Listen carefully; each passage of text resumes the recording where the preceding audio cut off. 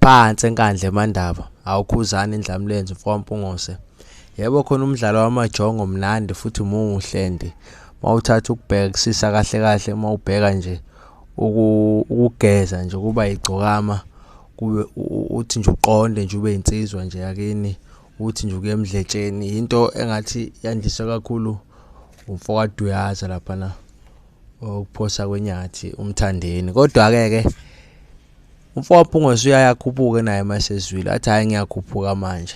Kunezithombe nje ezitrendayo lapha ku Twitter sakho umfowamphongose ayithatha ayishuthele eMandaba enkandla ezinhle yabona ukuthi hayi yabona umfowamphongose la uhambe kakhulu ugqoke kahle kakhulu futhi inhle into and mangathiwa le trend lena siyayilandela ngaba inhle emnandi kakhulu.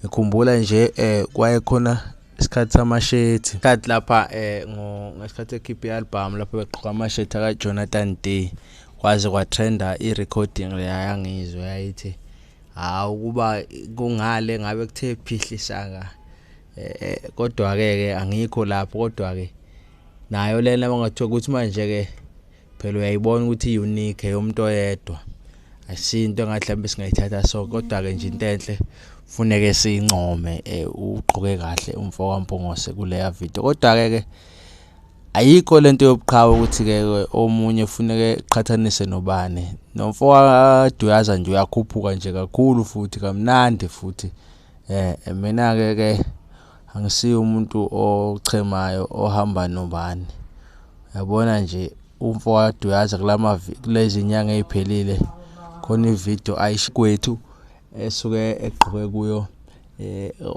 ophaqa lapha be Gucci noma be Louis Vuitton ngabe Louis Vuitton kodwa igama lama Italians kodwa nje uyabona ukuthi umswenko usuke usezingeni kakhulu.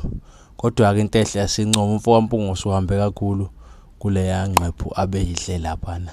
Ngiyabonga.